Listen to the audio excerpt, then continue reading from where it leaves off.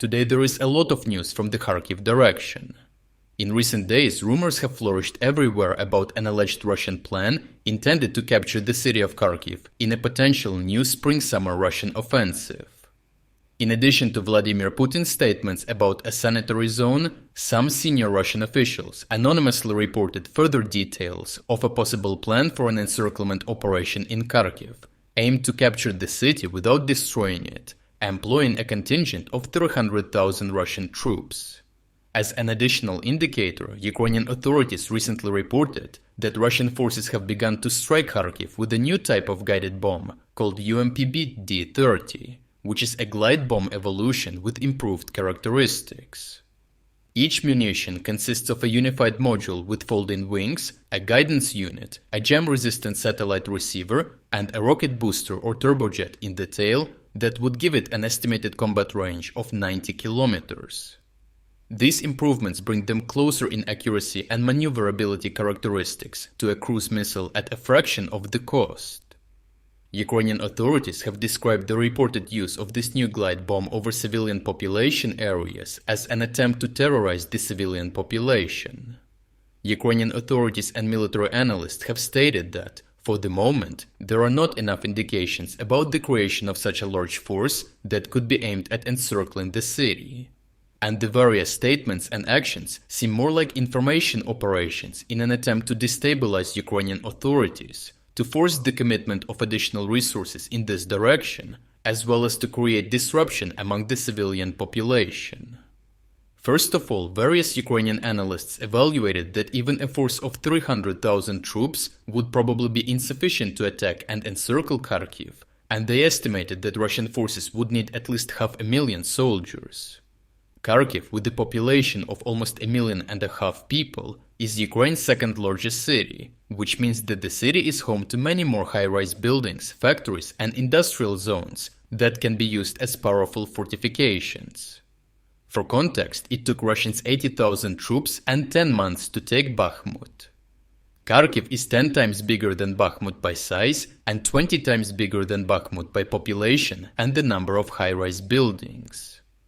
Interestingly, the estimated figure of 500,000 soldiers is in fact higher than what Russia currently has deployed along the entire front length.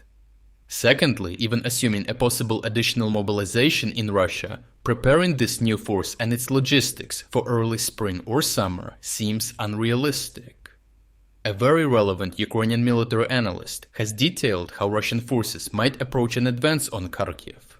Firstly, an advance from the west would have to necessarily face two crucial defensive nodes, Okterka and Bogodukov, which belong to the Kotelva, Valky line. In addition, a great number of new defensive lines have been built throughout the whole Kharkiv Oblast in recent months. Secondly, the allegedly Russian plan explicitly indicates an encirclement of the city, and the reason for that is that Russia would like to avoid much harder urban fighting, particularly in such an extensive city.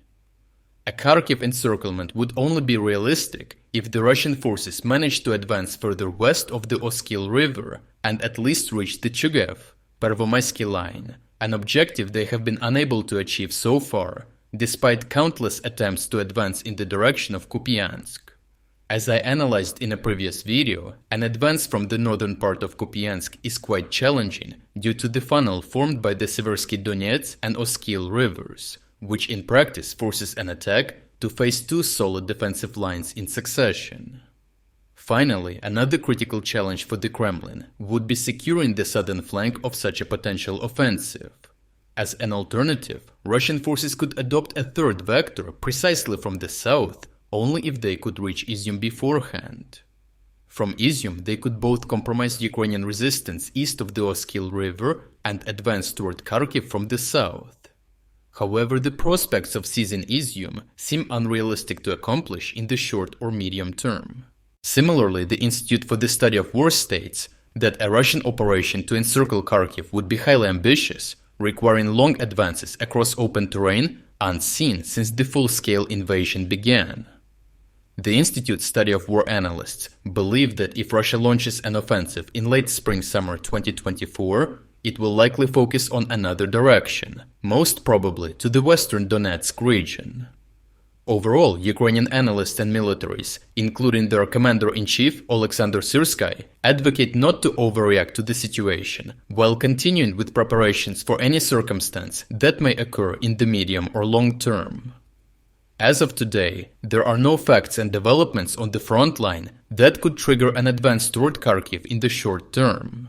On the other hand, the rumors and Russian-sourced articles aim to create uncertainty among the civilian population and undermine international support for Ukraine.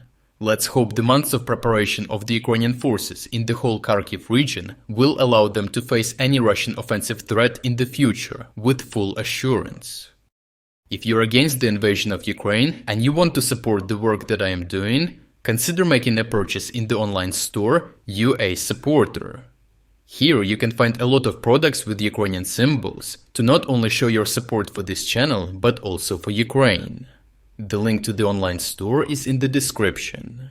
Thank you for watching this report, and I will see you in the next one.